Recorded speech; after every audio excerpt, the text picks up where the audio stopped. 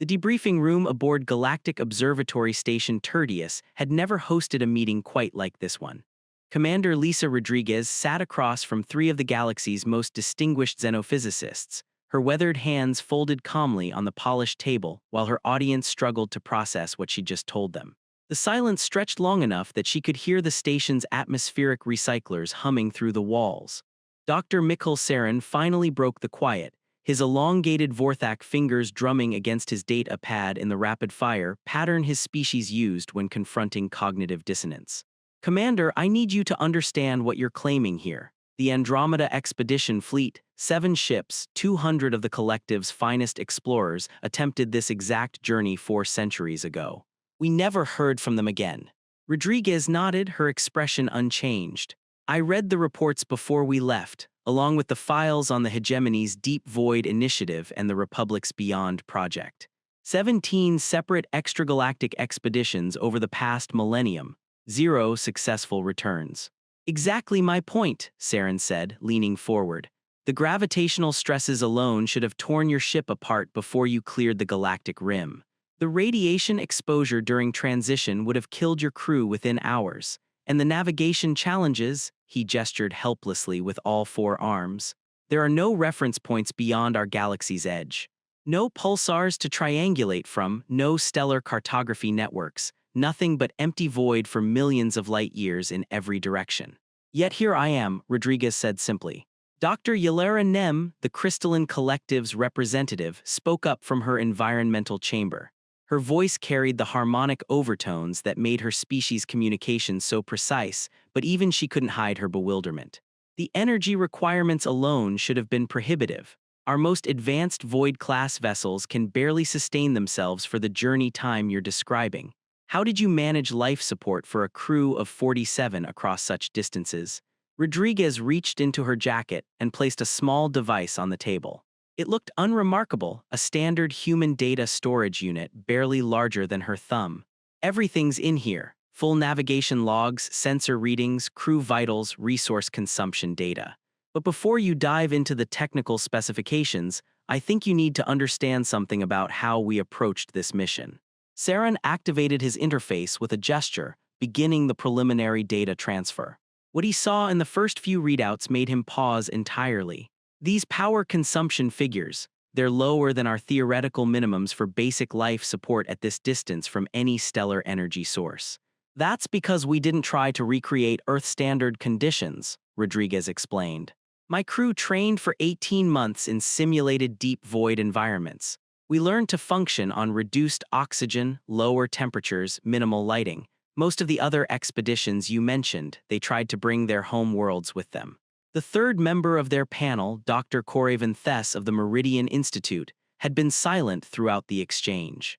His people were renowned for their mathematical precision, their ability to calculate probability matrices that other species couldn't even conceptualize. When he finally spoke, his words carried the weight of centuries of accumulated scientific knowledge.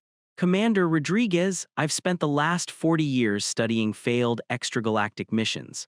The collective's expeditions failed because they underestimated the psychological impact of absolute isolation. The Hegemony's ships were lost to cascade system failures when their automated systems couldn't adapt to unknown conditions. The Republic's crews died because their medical systems weren't designed for the unique radiation signatures found in intergalactic space. He paused, his dark eyes fixed on her.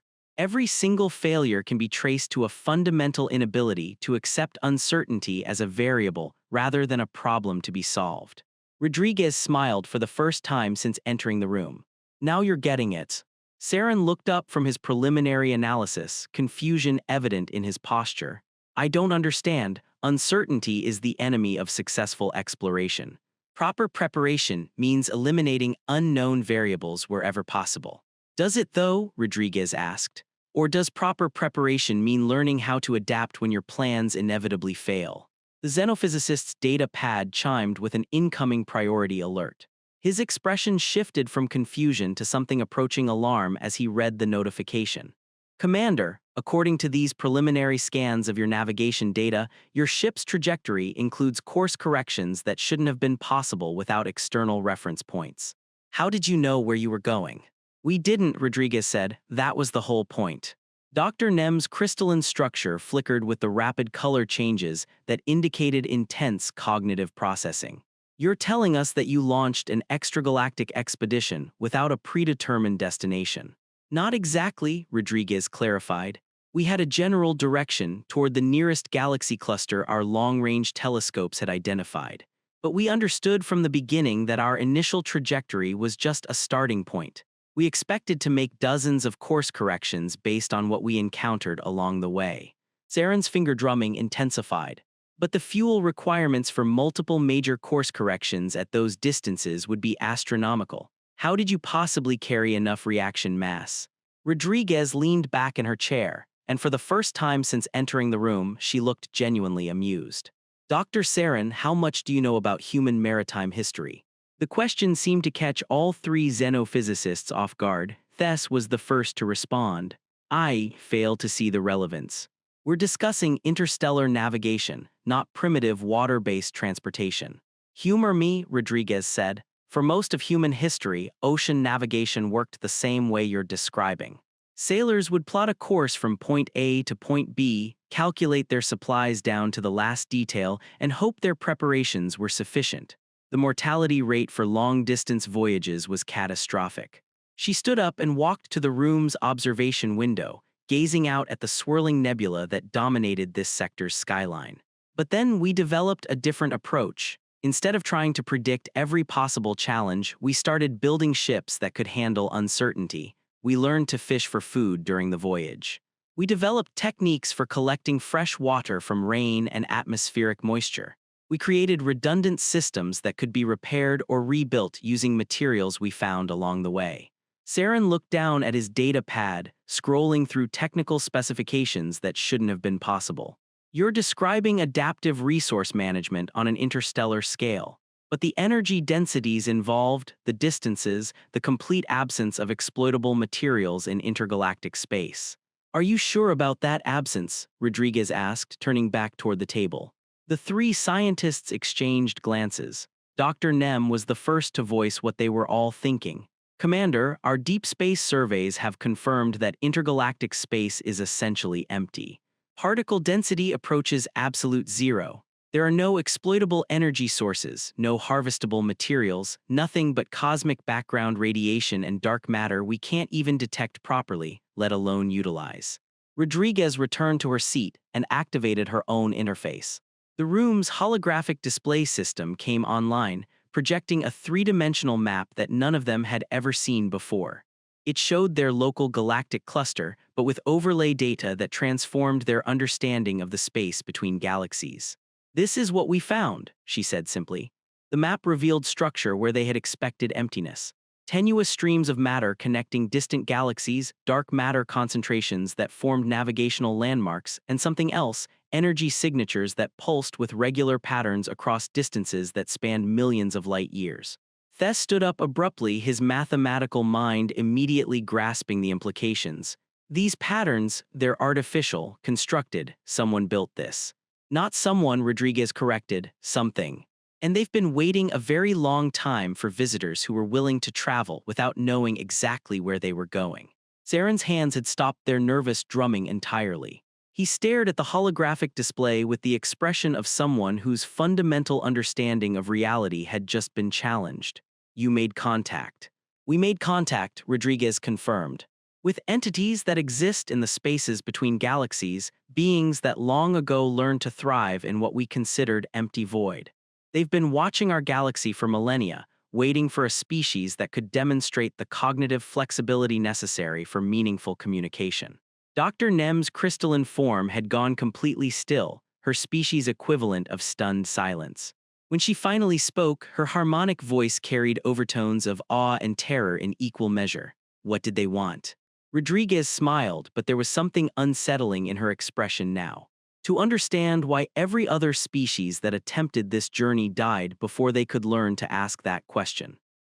The translated fragments appeared in the air above them, each line materializing as the station's linguistic processors worked through concepts that had no equivalent in any known galactic language. Species designation, human assessment complete. Adaptation coefficient, 0.847, unprecedented. Cooperation threshold, exceeded, partnership authorized. Warning protocol activated, Galactic Council notification required. Dr. Nem's crystalline structure went completely dark, her species' response to information that challenged their core understanding of reality. Partnership authorized. Commander, what exactly did you agree to? Rodriguez turned away from the window, her expression grave. We didn't agree to anything. They made the decision unilaterally based on our performance during the testing phase. But they were very clear about what it means. Saren looked up from his data pad, where new information was still streaming in from Rodriguez's files. The warning protocol, they're telling us to notify the Galactic Council. Why? Because everything is about to change, Rodriguez said. The entities we encountered aren't just intergalactic travelers. They're representatives of a civilization that spans multiple galaxy clusters, beings who have been observing our local group for over 50,000 years. And they've reached a conclusion about galactic species that, well, it's not entirely encouraging. Thess activated his probability matrices again, but the calculations were returning results that violated basic logical parameters. Commander, I need you to be very specific. What kind of conclusion?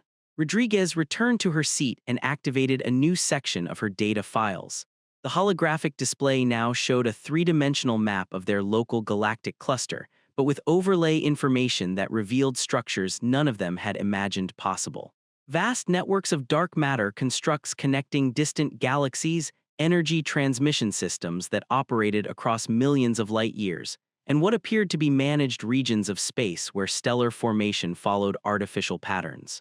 They told us that galactic civilizations follow predictable development patterns, she said. First, you achieve spaceflight and begin exploring your local stellar neighborhood. Then you develop faster-than-light travel and start establishing interstellar trade networks. Eventually, you form galactic governments and begin thinking of yourselves as advanced civilizations. Dr. Nem's harmonic voice carried overtones of growing unease. That's exactly how galactic civilization has developed. Right up to the point where you start attempting intergalactic exploration, Rodriguez continued. And that's where the pattern breaks down. Every species that reaches sufficient technological capability eventually tries to extend their sphere of influence beyond their home galaxy. But the approaches they use, the same careful, controlled methodologies that made them successful within galactic parameters, become fatal liabilities in intergalactic space. Saren was scrolling through technical specifications that shouldn't have existed. These energy readings you recorded during the return journey. Commander, your ship was being assisted by external systems that dwarf anything in our technological database. What kind of assistance are we talking about? Navigation guidance through dark energy currents that exist throughout intergalactic space, Rodriguez explained. Access to matter-energy conversion systems that make our best reactors look like chemical fires. Communication networks that operate faster than light without relying on conventional physics. And construction techniques that can create habitable environments in regions of space we considered completely lifeless. The implications were staggering. Thess spoke first, his mathematical mind immediately grasping the broader picture. You're describing technological capabilities that would revolutionize galactic civilization. Why haven't they shared this with other species? Rodriguez's expression darkened. Because they have shared it 17 times over the past millennium. Every expedition fleet that failed their tests received the same technological assistance we did. But instead of using it to establish genuine intergalactic partnerships, they tried to bring it back to their home galaxies and integrate it into existing power structures. What happened to them? Dr. Nem asked, though her harmonic overtones suggested she already suspected the answer. The technology stopped working the moment they tried to use it for purposes other than intergalactic exploration and communication, Rodriguez said. Not because of any deliberate shutoff, but because it's fundamentally incompatible with civilizations that prioritize control over adaptation. Saren looked up from his analysis, his expression troubled. Commander, are you saying that this technology only functions for species that demonstrate specific psychological characteristics? I'm saying that this technology is those psychological characteristics, Rodriguez replied. The entities we encountered don't think of technology as tools that can be owned and controlled. They understand it as extensions of consciousness that emerge from particular ways of engaging with uncertainty and complexity. The room fell silent as the three scientists processed the implications. Finally, Tess spoke up, his voice carrying the weight of mathematical certainty applied to an impossible situation. Commander Rodriguez, if what you're telling us is accurate, then human contact with these entities represents a fundamental shift in galactic civilization. Not just technological advancement, but a completely different model for how advanced species interact with the universe itself. Rodriguez nodded, and that's exactly why they insisted on the warning protocol. The Galactic Council needs to understand that humanity's successful intergalactic expedition isn't just a notable achievement. It's proof that our species approaches complex challenges in ways that other galactic civilizations haven't demonstrated. Dr. Nem's crystalline structure began cycling through rapid color patterns again. What kind of proof? Rodriguez activated the final section of her data files. What appeared in the holographic display was a detailed analysis of human decision-making patterns during critical moments of the expedition, compared with similar data from the 17 failed missions. They've been studying the psychological profiles of every species that attempts intergalactic travel, she explained, looking for specific cognitive traits that indicate genuine partnership potential rather than technological opportunism. The analysis showed stark differences. Where other species had relied on increasingly sophisticated planning algorithms to handle uncertainty, humans had demonstrated what the entities classified as adaptive intuition, the ability to make effective decisions based on incomplete information while maintaining cooperative behavior under extreme stress. Saren stared at the comparison data with growing amazement. These response patterns, Commander, according to this analysis, human crews maintain higher levels of interindividual cooperation during crisis situations than most species demonstrate under normal operating conditions. Which is exactly what caught their attention, Rodriguez confirmed.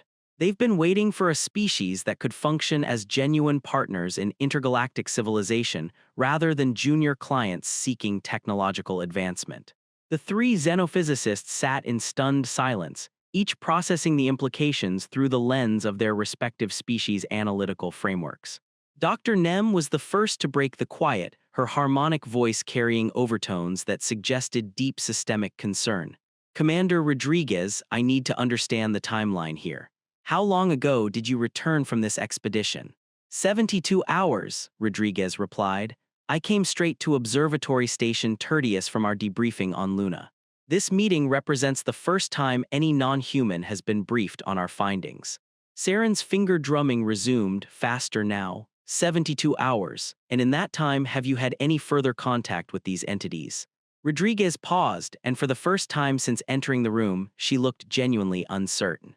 That's complicated. The communication methods they taught us don't require physical proximity. Since our return, my crew has been receiving what we can only describe as educational transmissions. Not instructions or demands, but information about intergalactic civilization that helps us understand our new role. What kind of role? Tess asked, his mathematical mind immediately focusing on the practical implications. Cultural bridge, Rodriguez said. They want us to help prepare galactic species for a broader understanding of advanced civilization. Not technological transfer, they've learned that doesn't work, but conceptual preparation for the kind of partnerships that become possible when you stop trying to control every variable. Dr. Nem's crystalline structure flickered with rapid color changes. Commander, you're describing a fundamental challenge to the entire structure of galactic civilization. The Council of Species, the Trade Compact, the scientific collective, every institution we've built is based on careful negotiation, detailed treaties, and predictable interactions between known quantities. I know, Rodriguez said quietly. And that's exactly the problem. Saren looked up from his data analysis, his expression troubled. I'm seeing references in these files to something called cascade preparation protocols. What does that mean? Rodriguez activated another section of her data files. The holographic display now showed a timeline spanning the next several decades, with branching probability trees that illustrated different potential outcomes for galactic civilization. The entities we encountered have been through this process before, she explained. They've watched multiple galaxy clusters transition from isolated civilizations to integrated intergalactic communities, The process is challenging. Species that successfully adapt to genuine partnership with intergalactic civilization experience what they call exponential enhancement, rapid advancement in every area from technology to social organization. But species that can't adapt, what happens to them? Thess asked, though his probability calculations were already suggesting answers he didn't want to consider. They don't disappear, Rodriguez said, but they become increasingly irrelevant to the broader patterns of intergalactic civilization. Isolated in their local regions while more adaptable species form partnerships that span multiple galaxies. The implications hit all three scientists simultaneously. Dr. Nem was the first to voice what they were all thinking. You're talking about the potential fragmentation of galactic civilization along lines we've never had to consider before. Not fragmentation, Rodriguez corrected, evolution. The entities made it very clear that this isn't a competitive process. Every species has the potential to develop the cognitive flexibility necessary for intergalactic partnership, but it requires fundamental changes in how they approach uncertainty, cooperation, and the relationship between individual achievement and collective success. Saren's data pad chimed with an urgent priority alert. His expression shifted from concern to something approaching alarm as he read the notification. Commander, I'm receiving a priority communication from the Galactic Council Emergency Session Committee. They're requesting immediate access to any and all data related to your expedition. Rodriguez nodded. I expected that. Word travels fast when a human ship returns from a journey that killed 17 other expeditions. But they don't know about the contact yet, Thess pointed out. The Council assumes this was a successful exploration mission, not a first contact scenario with civilization-altering implications. Which raises an interesting question, Rodriguez said, standing up and walking back to the observation window. How do you tell the most powerful political body in the galaxy that their fundamental assumptions about advanced civilization are wrong? Dr. Nem's harmonic voice carried overtones of genuine fear. Commander, the Council's response to this information could determine the future of galactic civilization. If they interpret human contact with intergalactic entities as a threat to existing power structures, they might try to suppress the information or limit human participation in intergalactic partnerships, Rodriguez finished. Yes, the entities warned us about that possibility too. Saren looked up from his communication interface, his expression grim. I'm receiving multiple priority alerts now. The Council has scheduled an emergency session for tomorrow. Full assembly, mandatory attendance for all species representatives, and Commander, they're specifically requesting your presence as the primary witness. Rodriguez turned back toward the room, her expression serious. Dr. Saren, Dr. Nem, Dr. Thess, I need you to understand something. The information I've shared with you today represents just the beginning of what we learned during our expedition. The entities we encountered have knowledge that spans millions of years and covers civilizations that existed long before our galaxy developed intelligent life. She activated one final section of her data files. What appeared in the holographic display was a star map unlike anything they had ever seen, a three-dimensional representation of local galactic cluster that showed the locations of 47 different intelligent species that had never made contact with galactic civilization. They're all out there, she said quietly. Advanced civilizations that developed in isolation, either by choice or because they couldn't adapt to the partnership models that characterize intergalactic society. Some of them have been watching our galaxy for millennia, waiting to see if any of our species would demonstrate the cognitive flexibility necessary for broader contact. Thess stared at the display with growing amazement. 47 species. Commander, this represents a complete transformation of our understanding of local space. The political implications alone are exactly why the entities insisted on proper preparation, Rodriguez said. They've seen what happens when species encounter this information without adequate conceptual framework. The results range from complete social breakdown to aggressive attempts to contact and control newly discovered civilizations. Dr. Nem's crystalline structure had gone completely still again. What kind of preparation are they suggesting? Gradual integration, Rodriguez replied. Starting with species that demonstrate the highest levels of adaptive cooperation, then expanding the partnership network as more civilizations develop the necessary cognitive characteristics. Saren's communication interface chimed again, this time with an alert that made his entire posture change. Commander, I'm receiving a direct communication from Council Chairman Vexus. The emergency session has been moved up to 6 hours from now, and, he paused, reading the message more carefully. They're also requesting the immediate presence of the xenophysicists who conducted your initial debriefing. Rodriguez smiled, but there was something knowing in her expression. They want to control the narrative before it gets out of hand. Can they do that? Tess asked. Classify this information to prevent broader distribution.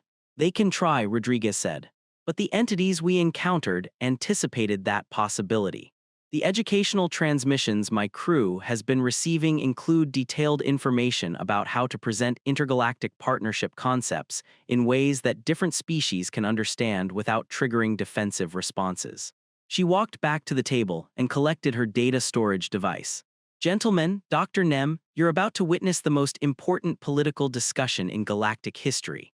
The decisions made in that council chamber will determine whether our galaxy joins the broader intergalactic community as equal partners, or remains isolated until we develop the wisdom necessary for genuine cooperation.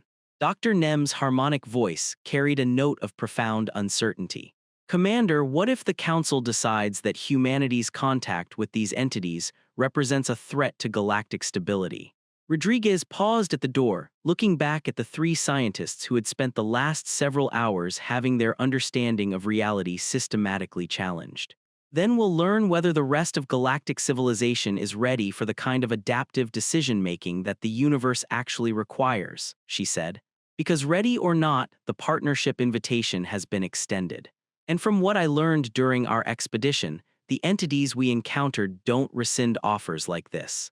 The door closed behind her, leaving the three xenophysicists alone with holographic displays full of data that challenged everything they thought they knew about their place in the universe.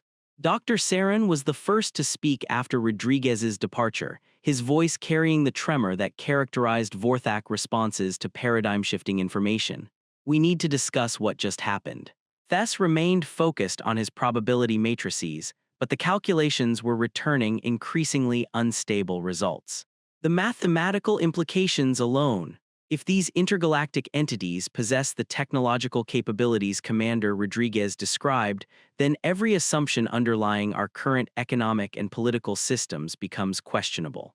Dr. Nem's crystalline structure had begun cycling through slow, deep color patterns, her species equivalent of profound contemplation. I'm more concerned about the timeline, 6 hours until the emergency council session.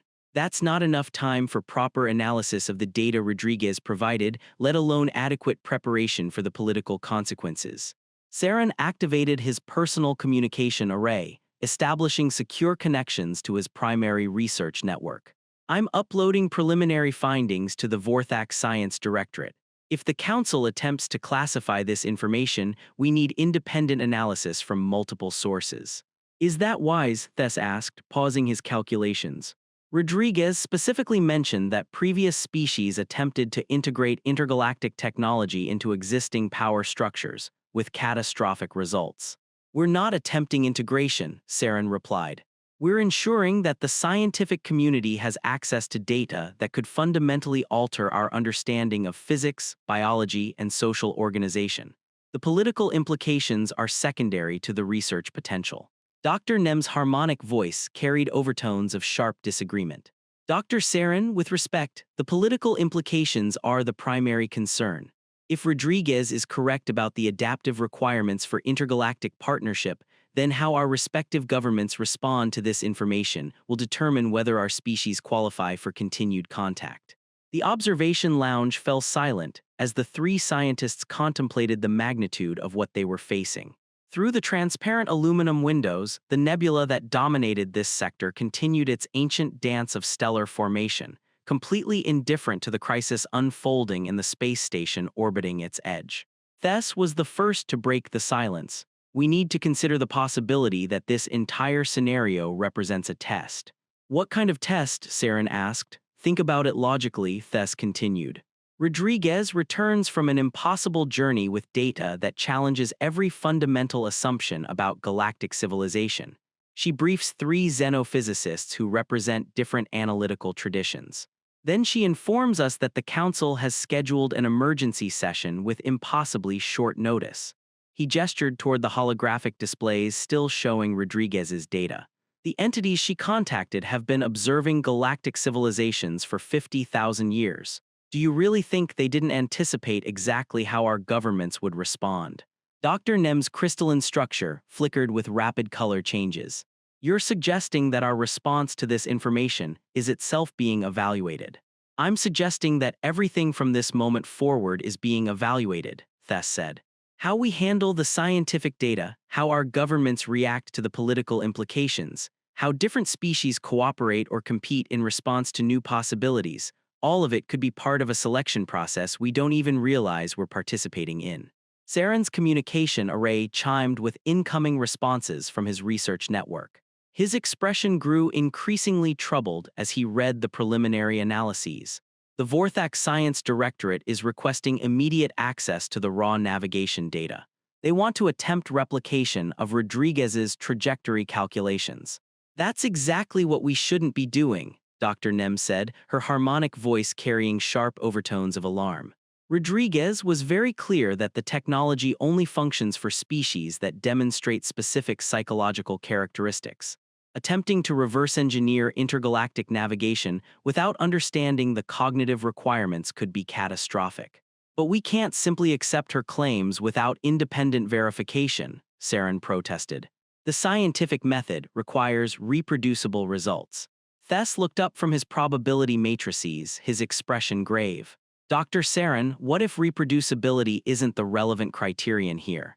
What if the scientific method itself represents the kind of control-oriented thinking that prevents species from qualifying for intergalactic partnership? Before Saren could respond, the station's general communication system activated with a priority announcement that reached every section simultaneously. Attention all personnel, this is Station Commander Yilex. We have received direct communication from the Galactic Council Emergency Session Committee. All research activities related to recent extragalactic exploration data are to be suspended immediately pending Council review. Any scientific personnel who have had access to such data are required to report to Security Section 7 for debriefing within the next 2 hours. This is not a request. The three xenophysicists exchanged glances that carried the weight of species-spanning implications. They're moving faster than Rodriguez anticipated, Dr. Nem observed. Saren began disconnecting his research network connections, but his movements carried the frustrated energy of someone being forced to abandon critical work. 2 hours, that's not enough time to complete even preliminary analysis of the data Rodriguez provided. Unless completing the analysis isn't what we're supposed to be doing, Thess said quietly. What do you mean? Dr. Nem asked. Thess gestured toward the holographic displays, which were still showing Rodriguez's star maps and contact data. Rodriguez spent months in direct communication with entities that span multiple galaxy clusters. She returned with proof that human crews can function effectively in environments that killed 17 other expeditions. And instead of trying to understand how they accomplished this, we're focusing on technical specifications and policy implications. Saren paused in his data management tasks. You're saying we're missing the point. I'm saying we're demonstrating exactly the kind of thinking that the intergalactic entities identified as problematic, Thess replied. We're trying to analyze and control information that might only be meaningful when approached with genuine openness to uncertainty. Dr. Nem's crystalline structure began cycling through rapid color patterns again. The educational transmissions Rodriguez mentioned, what if they're not just for human crews? What if the entities are already beginning the preparation process for other species? Before anyone could respond, the room's holographic display system activated independently. None of them had initiated the activation, and the station's standard interfaces showed no record of external input. What appeared in the display was a message that the translation systems couldn't fully process, but the portions they could understand were clear enough. Observation period initiated.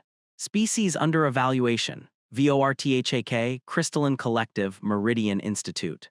Assessment criteria. Adaptive response to paradigm disruption. Cooperation coefficient, monitoring active. Timeline. 6.3 Standard HOURS. The message remained visible for exactly 30 seconds before disappearing, leaving no trace in the station's data systems. The three scientists sat in stunned silence, each processing the implications through their respective analytical frameworks. Finally, Dr. Nem spoke, her harmonic voice carrying overtones of profound realization. We're not just discussing Rodriguez's contact with intergalactic entities. We're participating in an active evaluation of our species' partnership potential. Saren looked at his partially disconnected research networks, understanding dawning in his expression. The Council's response, the security lockdown, the time pressure, it's all being monitored. Which means, Thess said, his mathematical mind grasping the broader pattern, that the next 6 hours will determine not just galactic policy regarding intergalactic contact, but whether our species qualify for continued involvement in the partnership process. The station's communications system activated again, this time with a different announcement that carried implications none of them had expected. Attention Observatory Station Tertius. This is Admiral Chorus of the Human Deep Space Command. We are requesting immediate docking clearance for courier vessel Magellan. We carry priority communications from the Intergalactic Contact Team for delivery to the Galactic Council Emergency Session. Estimated arrival, 47 minutes. Dr. Nem's crystalline structure went completely dark. Rodriguez wasn't working alone. Maine, the implications of Admiral Chorus's announcement reverberated through the observation lounge like seismic waves. Thess immediately activated his most sophisticated probability matrices, but the calculations were returning results that violated every assumption about human organizational capabilities. A courier vessel, Saren muttered, his finger drumming reaching frantic speeds. Rodriguez mentioned her crew of 47 if humans sent additional ships. They didn't just send one expedition, Dr. Nem realized, her harmonic voice carrying overtones of awe and concern. They sent multiple teams with different mission parameters. Thess looked up from his calculations, his expression grim. The mathematical probability of multiple simultaneous human expeditions successfully completing intergalactic contact scenarios is, well, it should be impossible, unless human crews demonstrate the adaptive characteristics at species-wide levels rather than individual levels, Dr. Nem finished. Which would explain why the intergalactic entities classified them as partnership candidates rather than exploration subjects. Saren's communication array was flooding with incoming priority alerts from research institutions across the galaxy. I'm receiving emergency session requests from the Vorthak Science Directorate, the Hegemony Research Council, and the Trade Compact Analysis Bureau. Word is spreading faster than the Council anticipated. Of course it is, Thess said. The entities Rodriguez contacted have been broadcasting educational transmissions to human crews for 72 hours. Did anyone really think that information wouldn't propagate through human communication networks? Dr. Nem's crystalline structure began cycling through deep, slow color patterns. We need to consider something. If the intergalactic entities have been observing galactic civilization for 50,000 years, they understand our political systems better than we do. The Council's response to this situation isn't unexpected, it's predicted. Before anyone could respond, the room's holographic display system activated again, this time showing a real-time view of local space around Observatory Station Tertius. What they saw challenged their understanding of both human capabilities and intergalactic entity involvement. The courier vessel Magellan wasn't alone. 3 additional human ships were approaching the station in formation, their energy signatures showing technological modifications that shouldn't have been possible with standard galactic technology. More significantly, the space around all 4 vessels showed the same gravitational anomalies that Rodriguez had recorded during her expedition. They're being escorted, Saren whispered. The display zoomed in on the anomalies, revealing structures that existed partially in normal space and partially in dimensions the station's sensors couldn't properly register. The intergalactic entities weren't just monitoring the situation, they were actively participating in it. Thess's probability calculations came to an abrupt halt. This isn't a diplomatic crisis. It's a controlled demonstration. What kind of demonstration? Dr. Nem asked. Of what intergalactic partnership actually looks like, Thess replied. The entities Rodriguez contacted aren't waiting for gradual integration. They're showing the entire galaxy what cooperation between advanced civilizations can accomplish.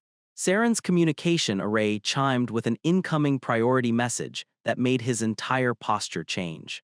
I'm receiving a direct communication from Admiral Chorus. She's requesting immediate conference with the xenophysicist panel that debriefed Commander Rodriguez. Dr. Nem's harmonic voice carried sharp overtones of alarm. Before the council session, she wants to brief us independently. Which means, Thess said, his mathematical mind grasping the strategic implications, that humans are treating this as a multi-layered negotiation rather than a simple information transfer. The station's general communication system activated again, but this time the announcement came from Station Commander Yilix, and his tone carried the weight of someone whose authority was being systematically undermined. All personnel are advised that we have received requests for priority docking from multiple human vessels carrying what they describe as intergalactic partnership documentation.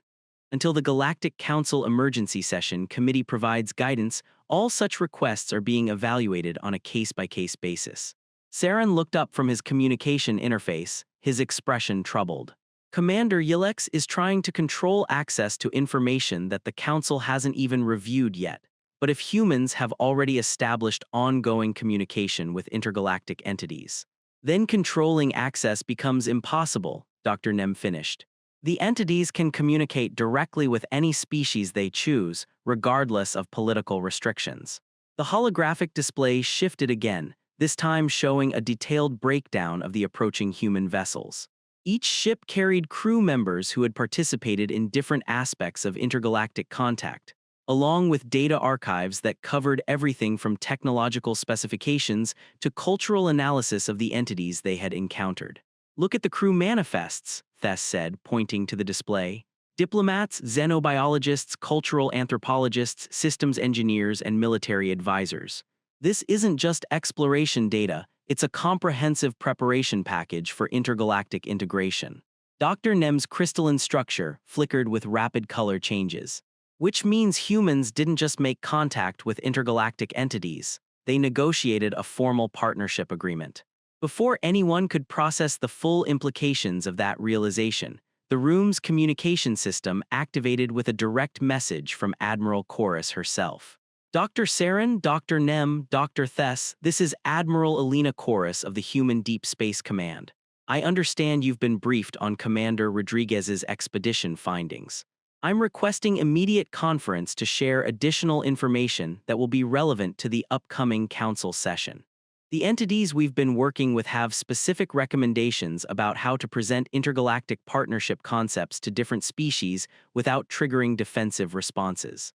She paused, and when she continued, her voice carried the weight of someone delivering information that would change everything. However, I need to inform you that the timeline for galactic integration has been accelerated. The council session scheduled for 5 hours from now will determine whether our local galaxy joins the intergalactic community as equal partners, or remains isolated until other species develop the necessary adaptive characteristics. The transmission continued with coordinates for a secure meeting location aboard Admiral Chorus's vessel, along with transportation arrangements that had been coordinated with station security. Arrangements that implied a level of advanced planning that extended far beyond Rodriguez's individual expedition. Saren stared at his communication interface, his expression reflecting the cognitive dissonance that came with realizing that everything he thought he understood about recent events was incomplete. They've been planning this for months, maybe years. The entities they contacted, Thess said, his probability matrices finally returning stable results. They don't just evaluate species for partnership potential. They help prepare qualified species for the integration process. Dr. Nem's harmonic voice carried overtones of profound realization. Which means that everything happening right now, the Council's emergency session, the security lockdowns, the political maneuvering, it's all part of a preparation process that began long before Rodriguez's expedition returned. The observation lounge fell silent as the three scientists contemplated the magnitude of what they were facing. Through the transparent aluminum windows, they could see the human vessels approaching the station, escorted by gravitational anomalies that represented the active presence of a civilization that spanned multiple galaxy clusters. Finally, Saren spoke, his voice carrying the tremor that characterized his species' response to paradigm-shifting information. "We have a choice to make. Report to Security Section 7 as ordered by Station Command, or accept Admiral Chorus's invitation to learn what intergalactic partnership actually requires." "It's not really a choice," Thess said quietly. "If we report to security, we become passive subjects in a political process that we don't understand. If we meet with Admiral Chorus, we become active participants in the evaluation process that determines our species' future." Dr. Nem's harmonic voice carried a note of profound uncertainty.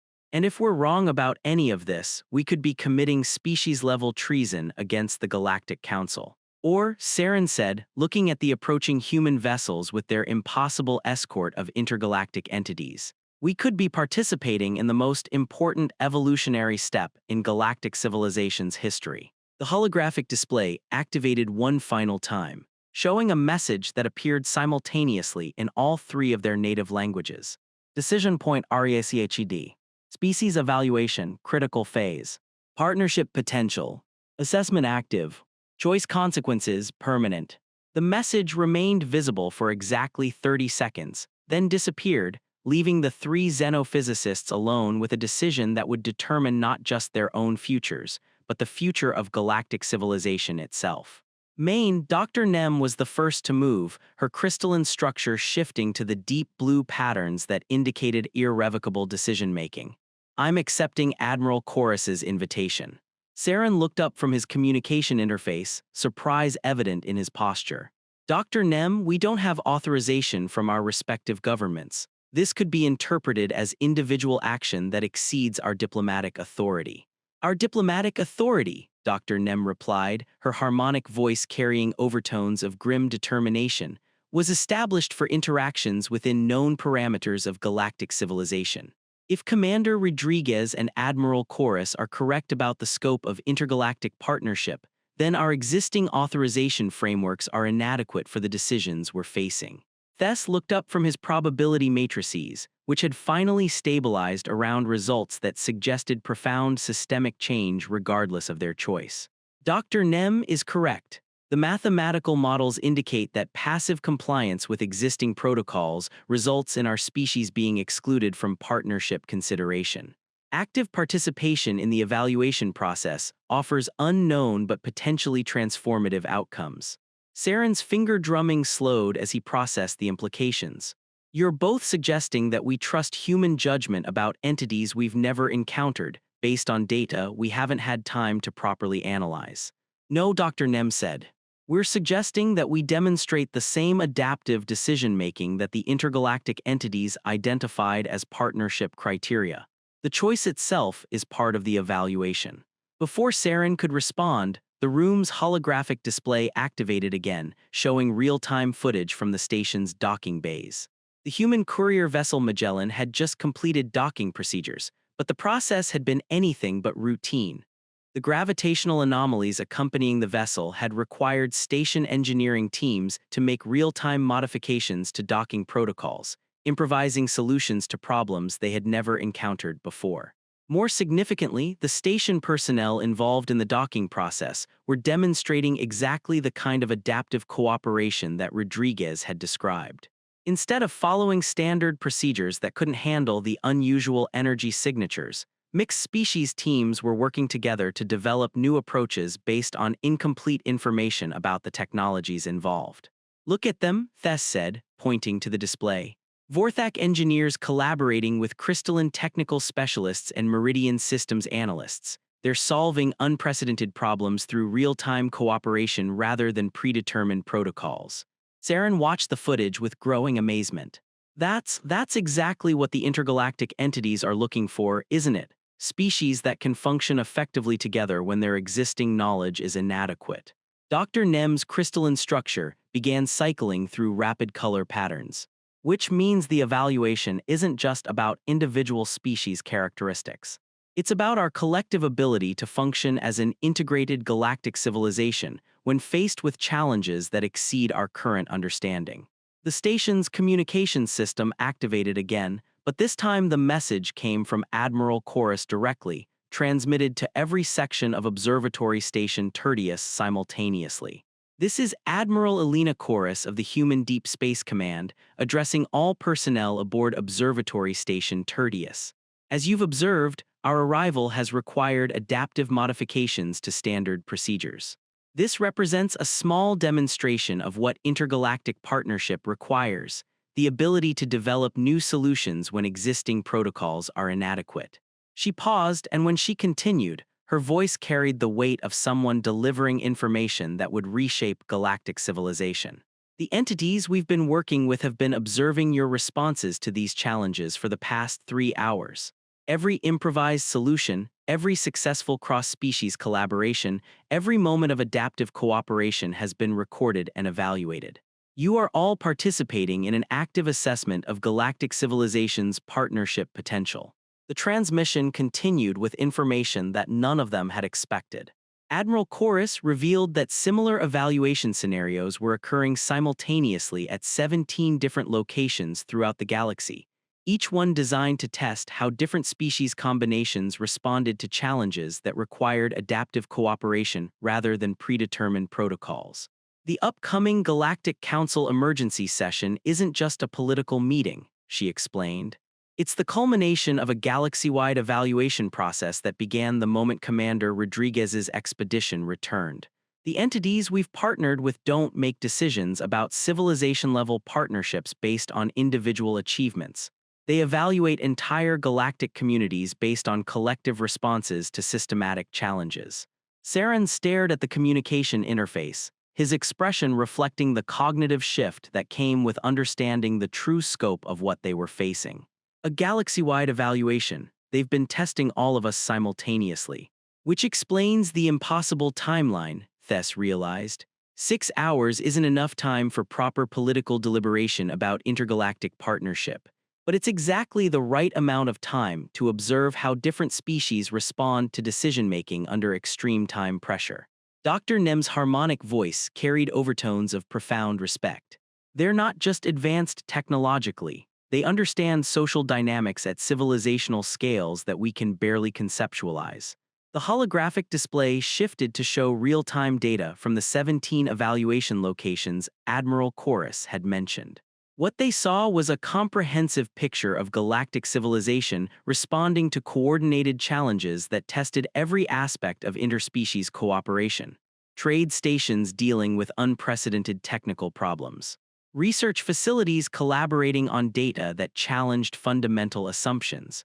Military installations coordinating responses to threats that required new tactical approaches.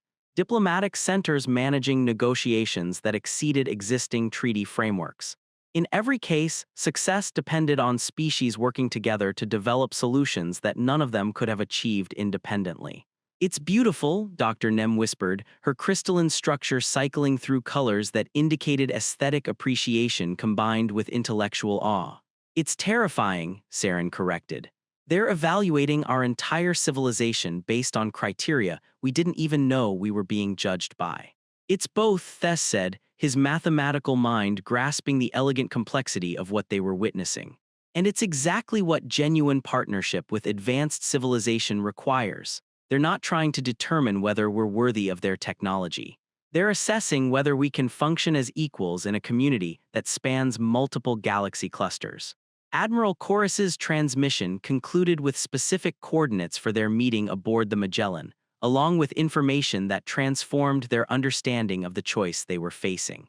"Dr. Saren, Dr. Nem, Dr. Thess, your decision to accept or decline this invitation will be recorded as part of your species' collective evaluation profile. However, I want you to understand that there are no wrong choices here. Some species demonstrate partnership potential through careful adherence to established protocols. Others show it through willingness to engage with uncertainty. The entities we're working with are looking for diversity of approach within an overarching framework of adaptive cooperation." She paused again, and her final words carried implications that would resonate through galactic civilization for generations. What they're not looking for is species that make decisions based on fear of consequences rather than genuine assessment of opportunities.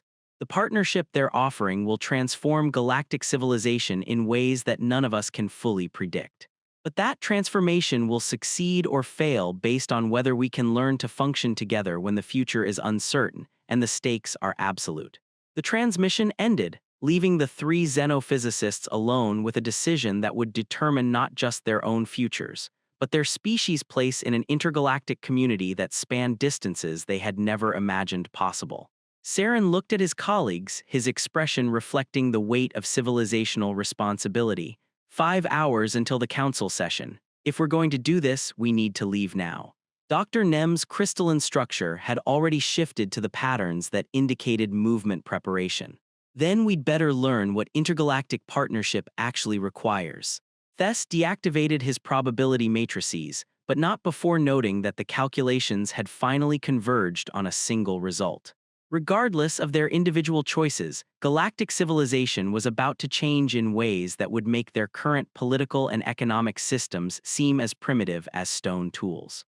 As they prepared to leave for the most important meeting in galactic history, none of them noticed that the gravitational anomalies surrounding the human vessels had begun to extend throughout local space, creating navigation beacons that would soon guide other species toward decisions that would reshape the galaxy forever.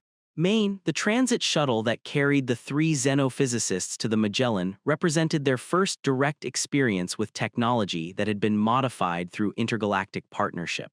Dr. Nem noticed it first. The gravitational fields inside the shuttle felt subtly different, as if space itself had been adjusted to accommodate the specific physiological requirements of each passenger simultaneously. The environmental controls, she observed, her harmonic voice carrying overtones of wonder. They're adapting in real time to our individual biological needs without any manual input. Saren was focused on his handheld sensors, which were registering energy patterns that defied conventional physics. The propulsion system is drawing power from sources my instruments can't identify. It's as if the shuttle is being assisted by external forces.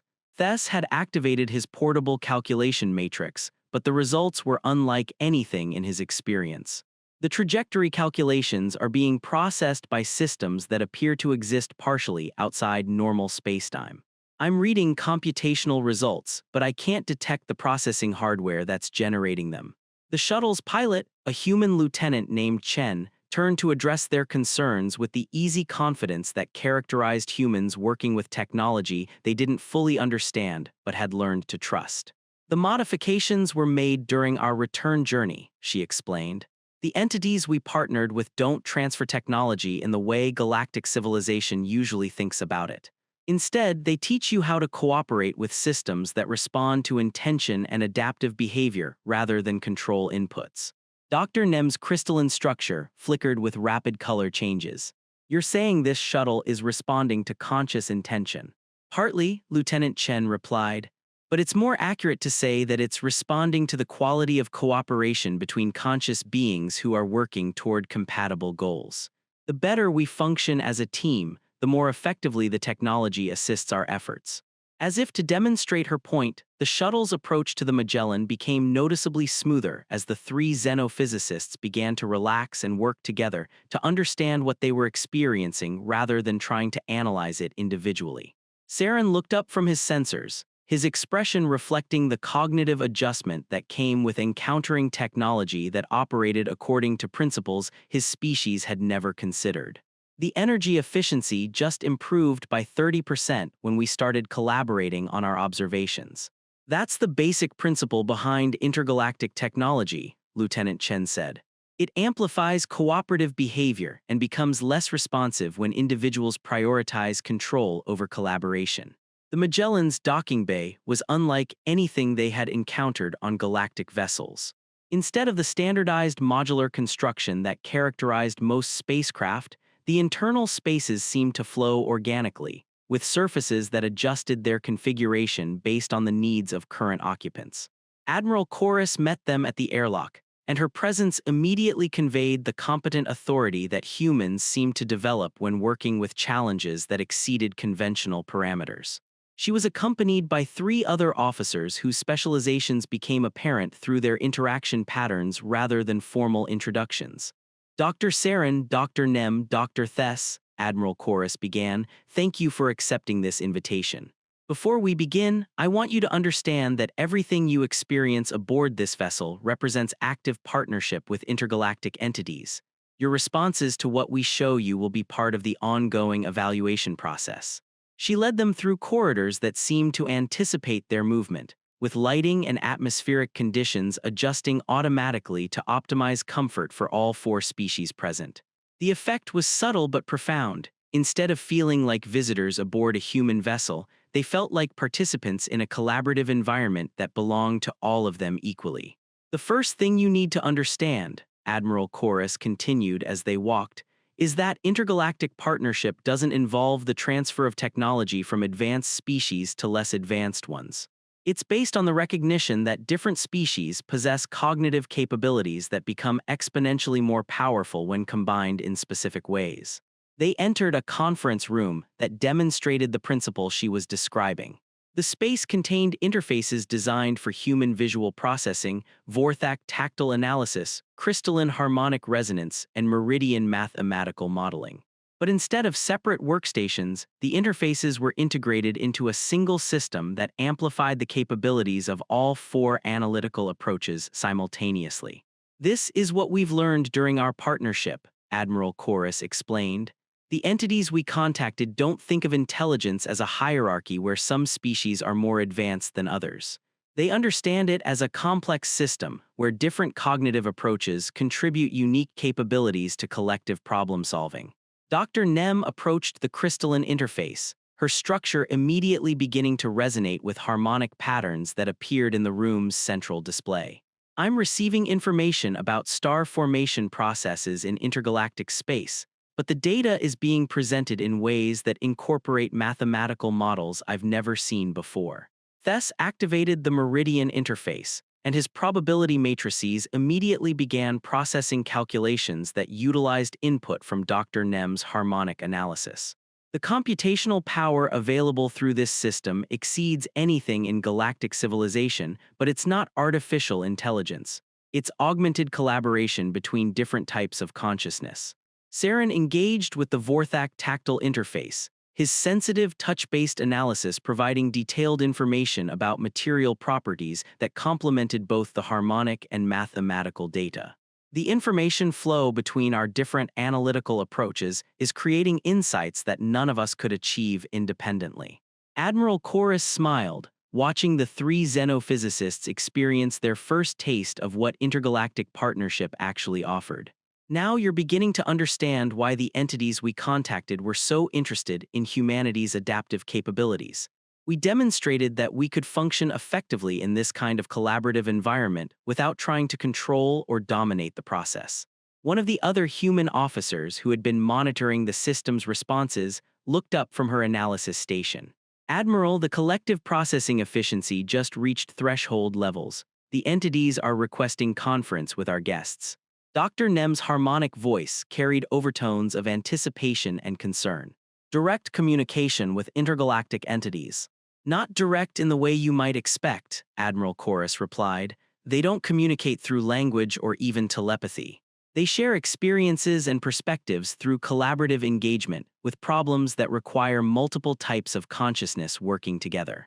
The room's central display activated, showing a three-dimensional representation of local galactic space that included real-time data from the 17 evaluation scenarios occurring throughout the galaxy.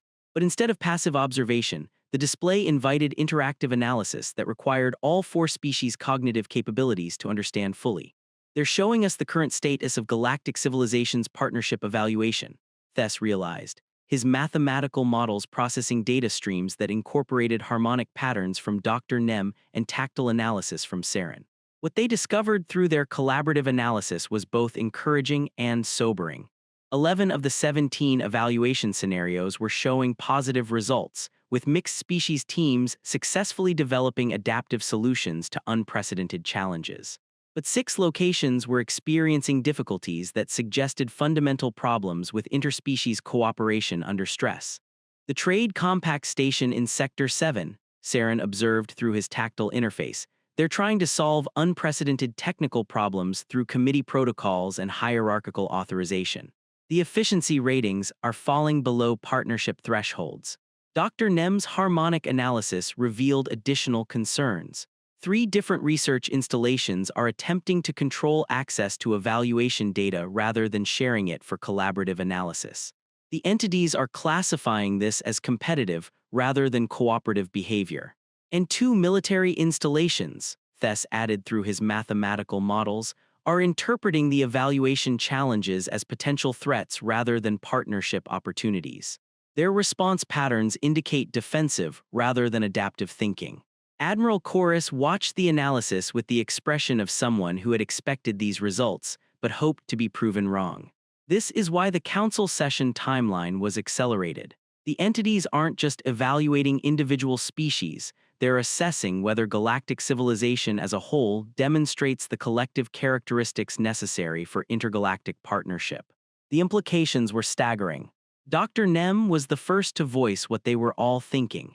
If 6 of 17 scenarios fail to meet partnership criteria, what happens to galactic civilization? The entities don't punish failure, Admiral Chorus replied. But they also don't continue partnership evaluation with civilizations that demonstrate systematic inability to function cooperatively under stress. Galactic civilization would remain isolated until other species develop the necessary adaptive characteristics. How long would that take? Saren asked. Based on their analysis of similar scenarios in other galaxy clusters, Admiral Chorus said quietly, anywhere from several thousand to several million years. The conference room fell silent as the three xenophysicists processed the magnitude of what they were facing. Through the collaborative interface system, they could feel the presence of intergalactic entities observing their responses, not judging but simply recording data that would determine the future of everyone they had ever known.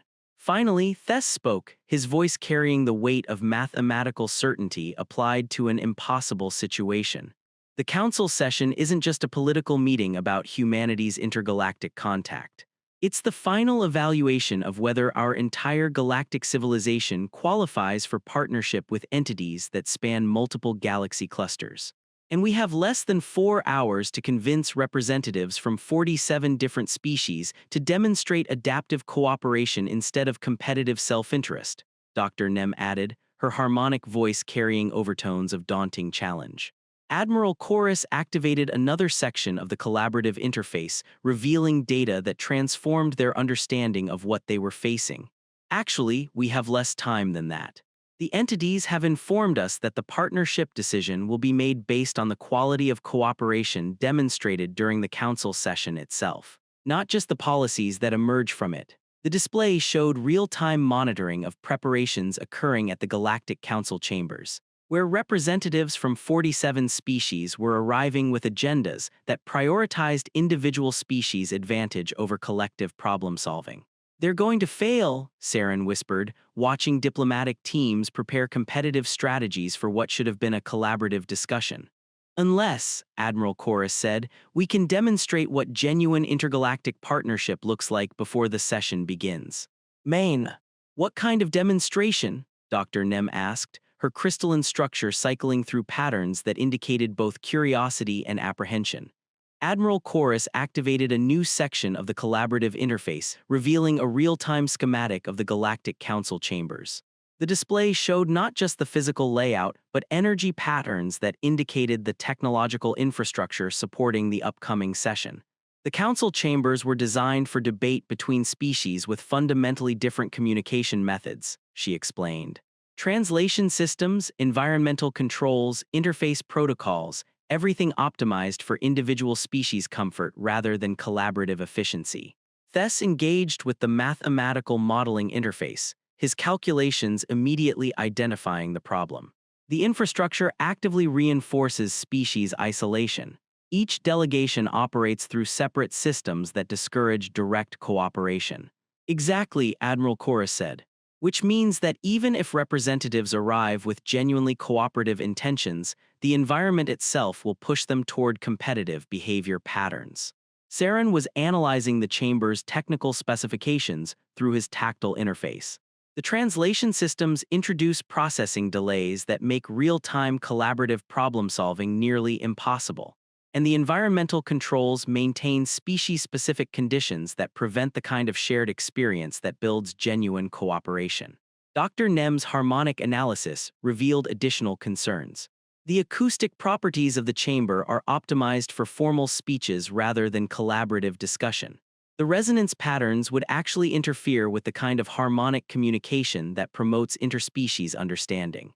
Admiral Chorus smiled, but her expression carried the weight of someone proposing a solution that would challenge every assumption about galactic governance. Which is why we're going to modify the council chambers. Modify them how? Saren asked. The council facility represents neutral territory governed by treaties that have been in place for centuries. Unauthorized modifications would be considered an act of aggression against galactic sovereignty. Not if the modifications are made through intergalactic partnership technology, Admiral Chorus replied. The entities we're working with don't recognize the authority of galactic political structures to restrict genuine cooperation between species.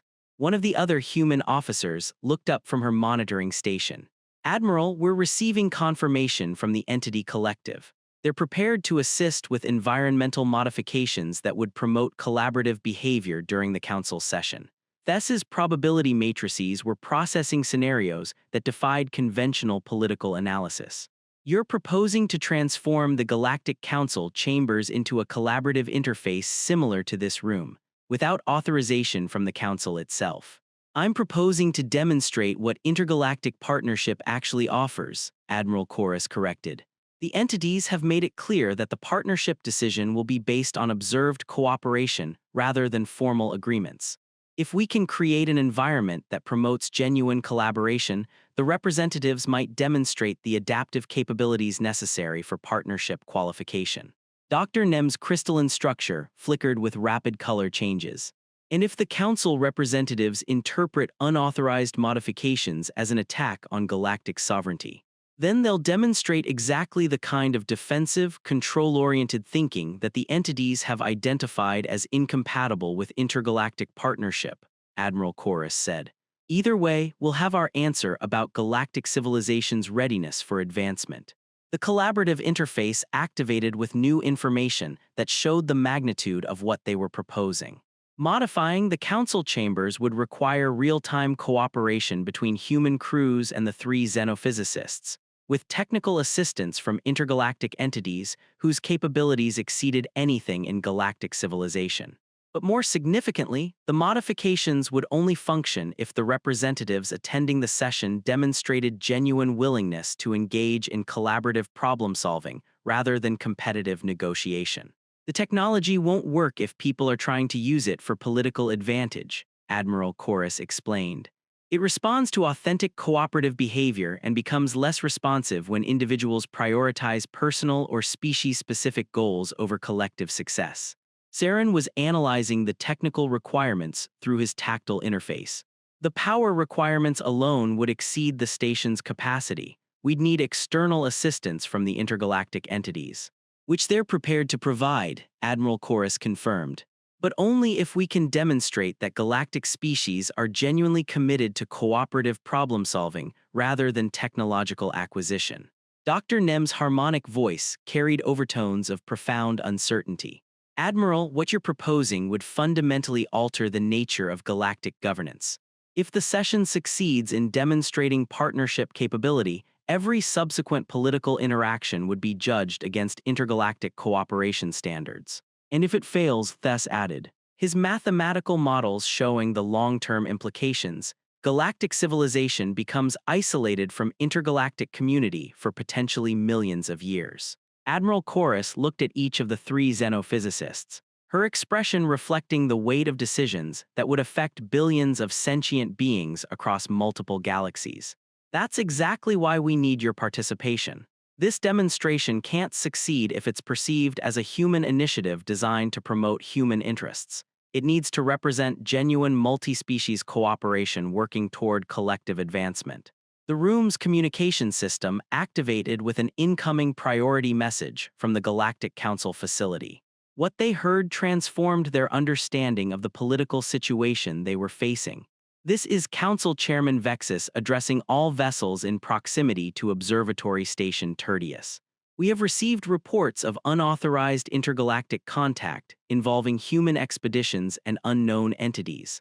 All species representatives are advised that the emergency session will address potential threats to galactic security rather than exploration achievements. Any attempts to introduce unknown technologies or external influences into Council proceedings will be considered acts of aggression against galactic sovereignty. The transmission ended, leaving the collaborative interface displaying real-time data about defensive preparations occurring throughout the Council facility. Security systems were being activated, communication protocols were being restricted, and delegation instructions were being modified to prioritize species protection over cooperative discussion. They're interpreting intergalactic partnership as a threat, Dr. Nem observed, her harmonic voice carrying overtones of dismay. Of course they are, Admiral Chorus replied. It represents everything their existing power structures are designed to prevent: genuine cooperation that transcends political control mechanisms. Saren was monitoring the defensive preparations through his tactile interface. The security modifications will make collaborative environmental changes nearly impossible. If we're going to demonstrate partnership capabilities, we need to begin the process before the defensive systems reach full activation. How long do we have? Thess asked, his mathematical models calculating timeline scenarios. Admiral Chorus checked her communication interface. 47 minutes until the security lockdown becomes irreversible, 2 hours and 13 minutes until the session begins. That's not enough time to convince 47 species delegations to participate in genuine cooperation, Dr. Nem said. We're not trying to convince them, Admiral Chorus replied. We're creating an environment where genuine cooperation becomes the most effective way to address the challenges they're facing. The entities have taught us that most sentient species possess the capability for adaptive collaboration. The problem is that galactic civilization has developed political structures that discourage those capabilities. The collaborative interface activated with new information from the intergalactic entities themselves. What appeared was a comprehensive analysis of the 47 species delegations, showing the individual representatives who demonstrated the highest potential for adaptive cooperation regardless of their species' general characteristics. They're not evaluating species as monolithic groups, Thess realized, his mathematical models processing the individual assessment data. They're identifying specific individuals who demonstrate partnership potential even when their political instructions emphasize competitive behavior. Dr. Nem's harmonic analysis revealed additional insights. 23 of the 47 delegations include representatives whose psychological profiles suggest they would respond positively to collaborative environmental modifications. But they're restricted by political protocols that prevent them from demonstrating adaptive behavior. Which means, Saren added through his tactile interface, that successful environmental modification could allow those individuals to demonstrate capabilities that their own governments don't realize they possess. Admiral Chorus activated the final section of their collaborative interface, revealing the specific technical modifications that would transform the Council chambers into an environment that promoted intergalactic partnership capabilities. The modifications are designed to amplify existing cooperative potential rather than imposing new behavioral patterns, she explained. Representatives who arrive with genuine willingness to address collective challenges will find their capabilities enhanced. Those who prioritize competitive advantage will experience the environment as neutral but not hostile. The plan was elegant in its simplicity and staggering in its implications. Instead of trying to convince galactic civilization to embrace intergalactic partnership through argument or demonstration, they would create conditions where partnership behavior became the most effective way to address the unprecedented challenges facing the galaxy. Are we really going to do this? Dr. Nem asked, her crystalline structure cycling through colors that indicated both excitement and apprehension. We're going to try, Admiral Chorus replied. Because the alternative is accepting that galactic civilization isn't ready for advancement beyond our current level of development. Thess looked at the probability calculations showing potential outcomes for the next few hours. The mathematical models indicate that success requires not just environmental modification, but genuine commitment from representatives who are willing to prioritize collective success over individual species advantage. Which brings us back to the fundamental question, Saren said. Are we capable of that kind of cooperation when the stakes are absolute and the future is uncertain? The collaborative interface displayed one final message from the intergalactic entities, appearing simultaneously in all four species' languages. Partnership demonstration, authorized. Environmental modification, initiated. Cooperation assessment, final phase. Collective decision point, approaching. As the message faded, they could feel the subtle changes beginning throughout local space as intergalactic entities prepared to assist with the most important political experiment in galactic history. The transit back to Observatory Station Tertius provided the three xenophysicists with their first opportunity to process what they had agreed to participate in. The shuttle's collaborative technology meant that their individual concerns and insights automatically influenced each other, creating a shared understanding that was more comprehensive than any of them could have achieved independently. The technical specifications for environmental modification, Saren was saying, his tactile analysis interfacing with the shuttle's systems, require real-time cooperation between four different types of consciousness, plus external assistance from entities whose capabilities we can barely comprehend. Dr. Nem's harmonic voice carried overtones of wonder mixed with apprehension. What concerns me is the political implications. If this demonstration succeeds, it proves that galactic civilization has been operating far below its potential for cooperation. Every existing treaty, trade agreement, and diplomatic protocol will need to be reconsidered. Thess was running probability calculations that incorporated data from their experience aboard the Magellan. The mathematical models suggest that successful environmental modification would create a cascade effect throughout galactic civilization, not just in government, but in research, commerce, and social organization. Lieutenant Chen, piloting the shuttle with the easy competence that humans had developed for working with incompletely understood systems, turned to address their concerns. That's exactly what the entities warned us about. Previous species that demonstrated partnership potential often became overwhelmed by the scope of changes that intergalactic cooperation makes possible. What happened to them? Dr. Nem asked. They tried to implement changes gradually through existing institutional structures, Lieutenant Chen replied, but intergalactic partnership doesn't work that way.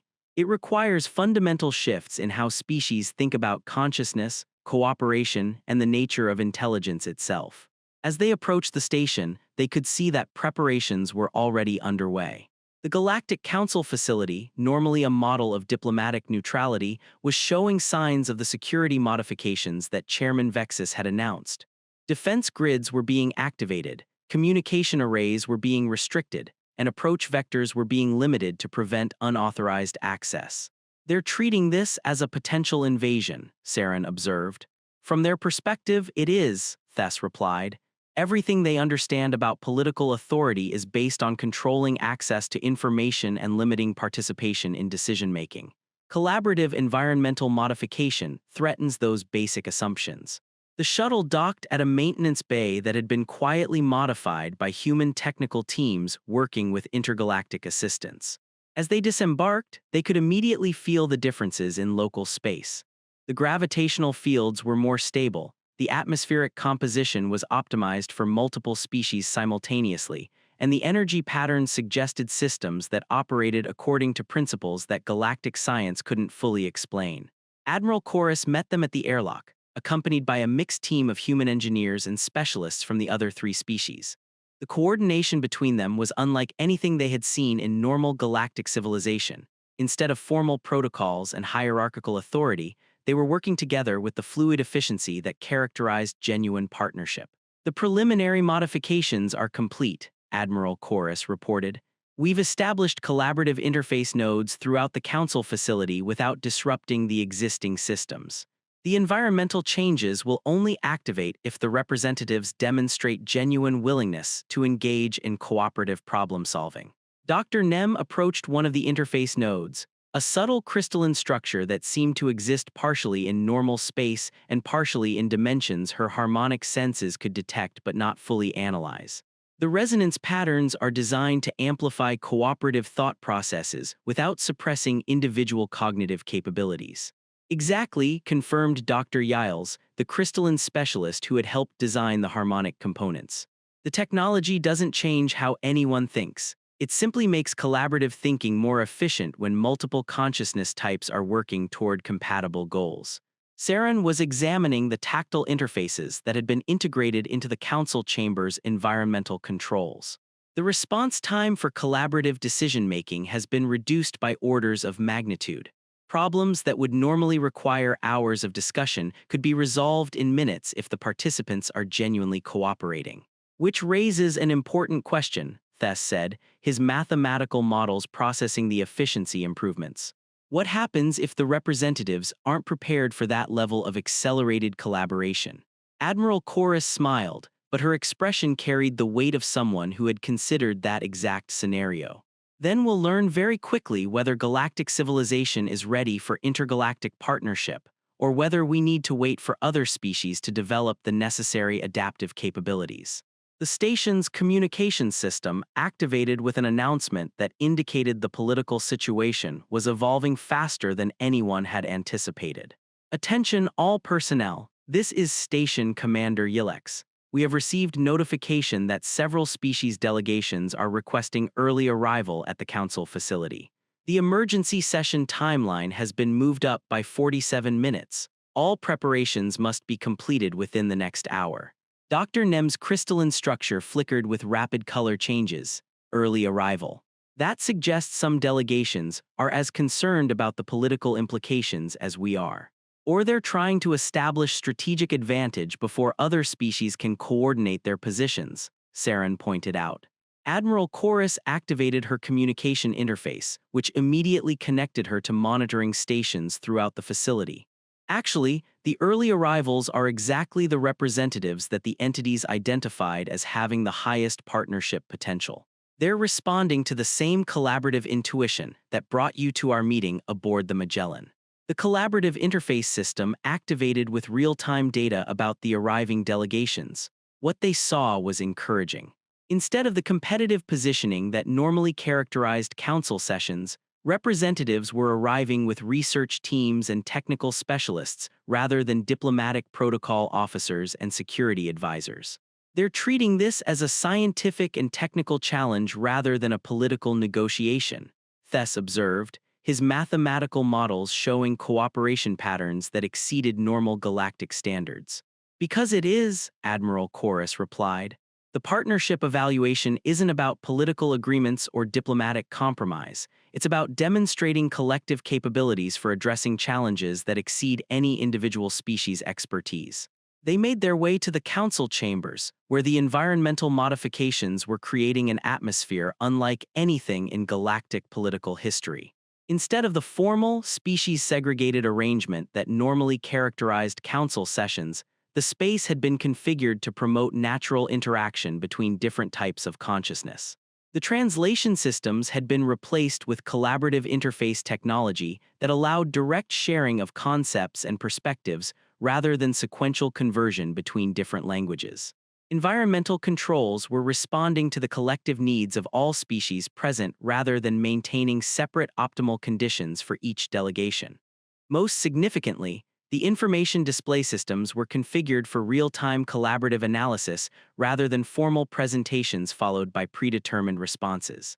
It's beautiful, Dr. Nem said, her harmonic voice carrying overtones of aesthetic appreciation. The space feels alive with collaborative potential. It feels dangerous, Saren corrected, his tactile senses detecting energy patterns that defied conventional analysis. We're surrounded by technology that operates according to principles our science can't fully explain. Both responses are accurate, Admiral Chorus said. And that's exactly what intergalactic partnership requires, the ability to function effectively with systems that exceed your complete understanding while maintaining awareness of the risks involved. The first delegations began arriving, and their responses to the modified environment provided immediate insight into the challenges ahead. Representatives who approached the collaborative interfaces with genuine curiosity found their analytical capabilities enhanced in ways that allowed unprecedented insight into complex problems. Those who tried to use the systems for strategic advantage discovered that the technology became less responsive to competitive behavior. The Meridian Institute delegation, led by Dr. Thess's colleague Dr. Corvin, immediately began working with the mathematical modeling interfaces in ways that produced breakthrough insights into intergalactic navigation theory. The Vorthak Science Directorate team, including several researchers Saren had worked with previously, found that the tactile analysis systems allowed them to understand material properties at scales they had never been able to access.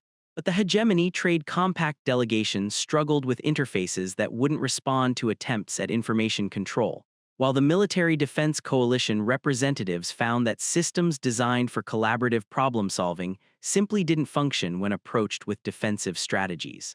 The environmental modifications are working exactly as designed, Admiral Chorus observed.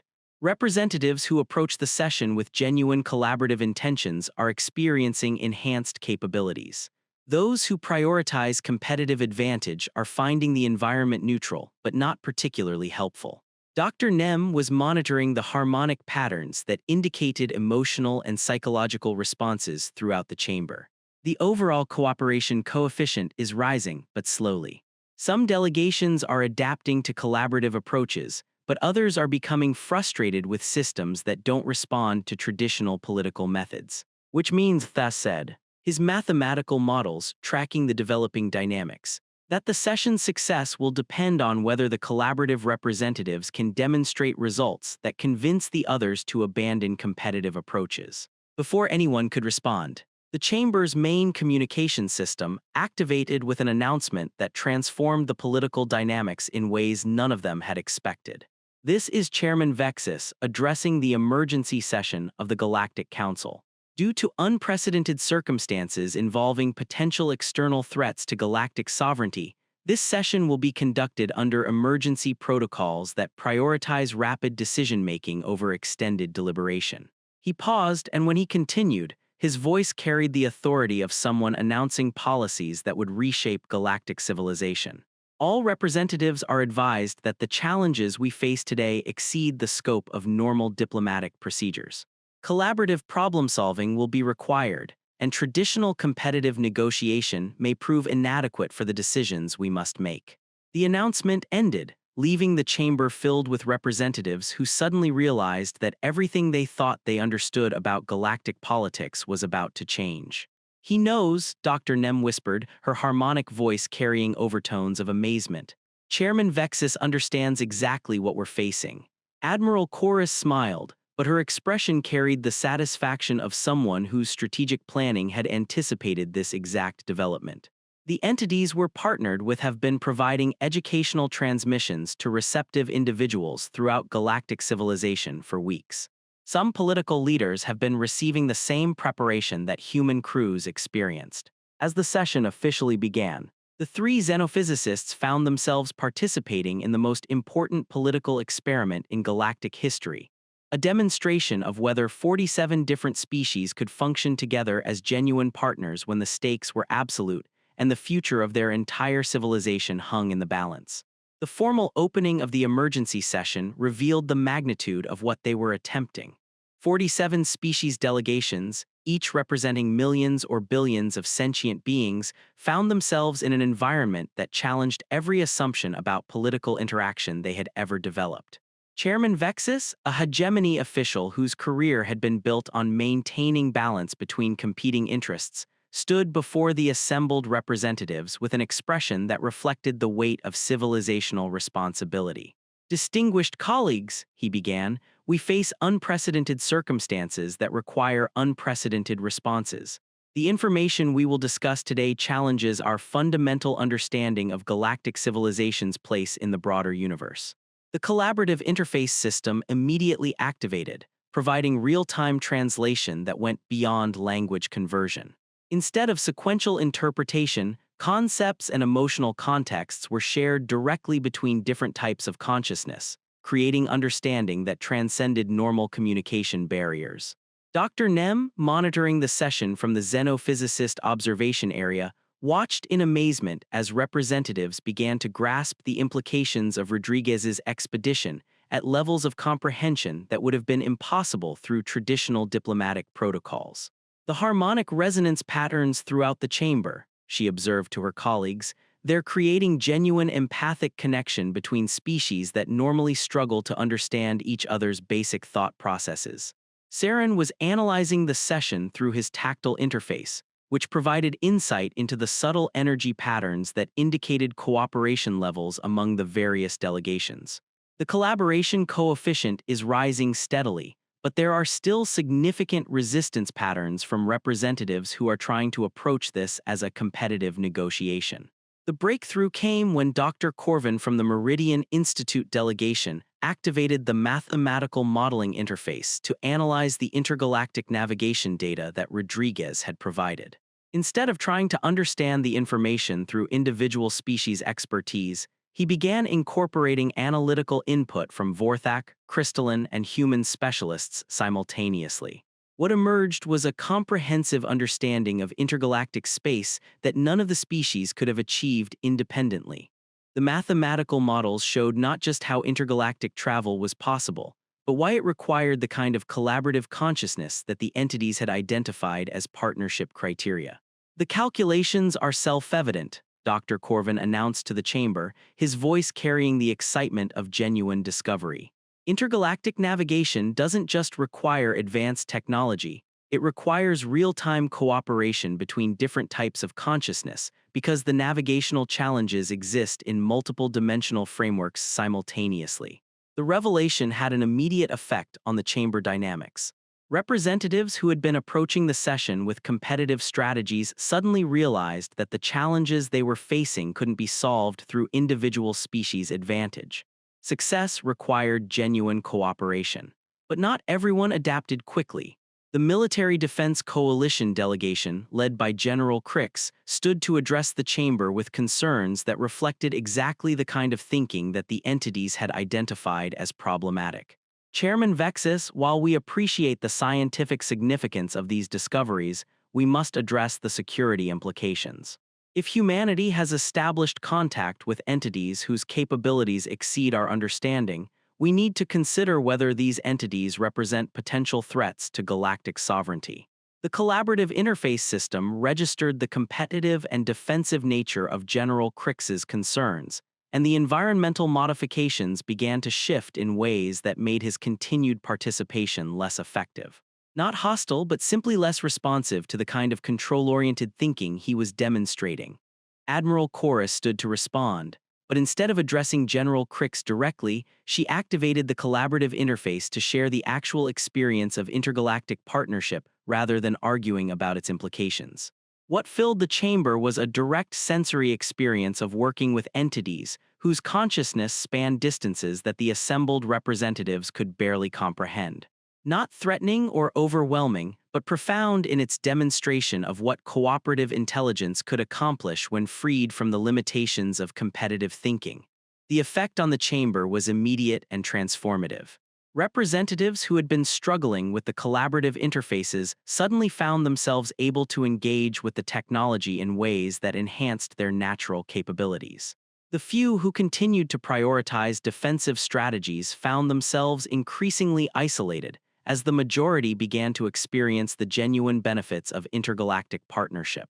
"This is remarkable," whispered Dr. Yenth from the Crystalline Collective, her harmonic voice carrying overtones of wonder. "The entities aren't trying to control or direct our civilization. They're offering to teach us how to function at levels of efficiency and cooperation that we never imagined were possible."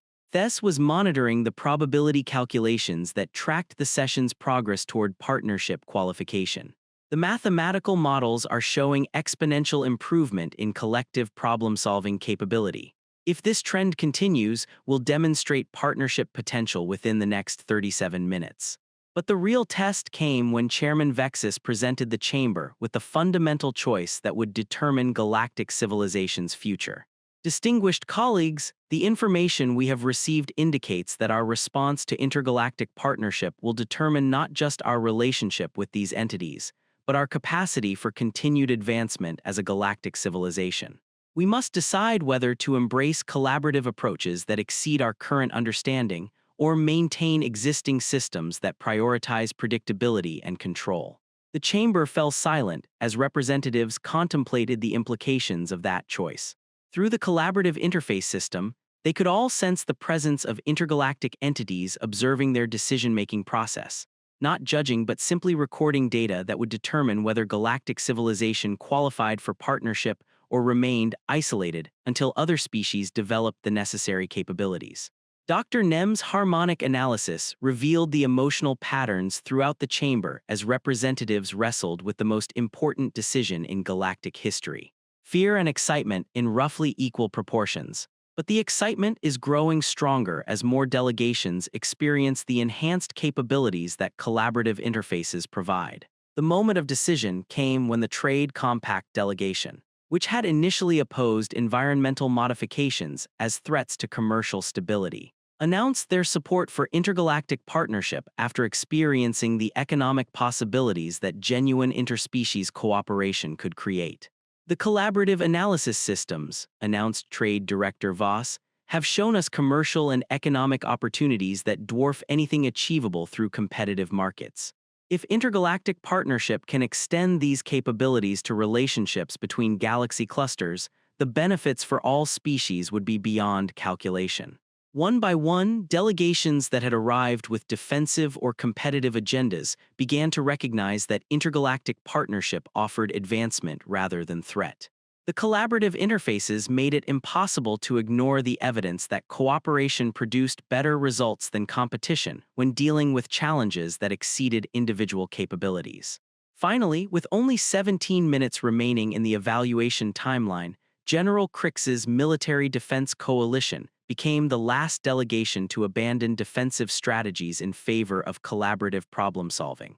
"The evidence is conclusive," he announced, his voice carrying the weight of someone whose fundamental worldview had been transformed by direct experience.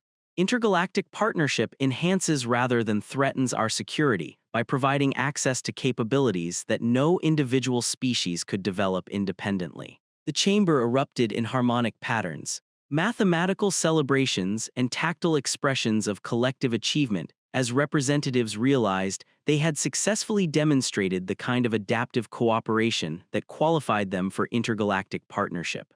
But their celebration was interrupted by a communication from the intergalactic entities themselves, the first direct message to the entire assembled chamber: partnership evaluation complete.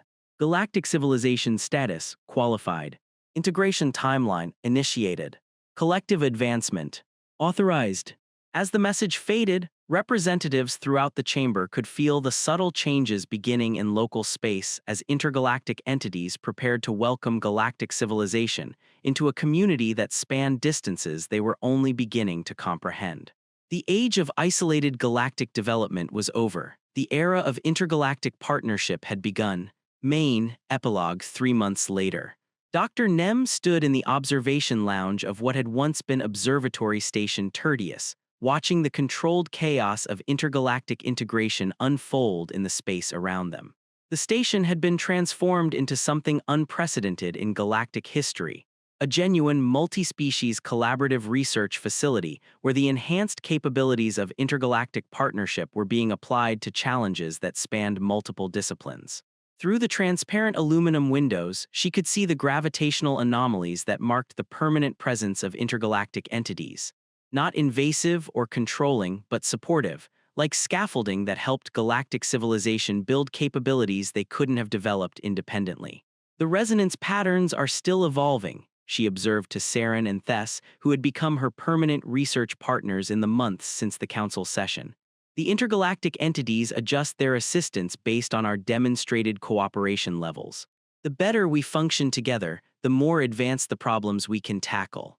Saren was analyzing material samples that incorporated elements from 17 different star systems, his tactile senses enhanced by collaborative interfaces that allowed him to understand atomic structures at scales that individual Vorthak science had never achieved. "The technological implications are staggering, but what amazes me is how natural it feels. We're not using alien technology, we're developing our own capabilities through cooperative enhancement." Thess looked up from probability calculations that tracked the integration progress throughout galactic civilization. "The mathematical models show exponential advancement across every measurable parameter. Scientific research, economic development, cultural exchange, even artistic expression. When species stop competing for resources and start collaborating to expand possibilities, the results exceed what any of us imagined. Through the station's communication system, they could hear regular updates about integration progress from facilities throughout the galaxy.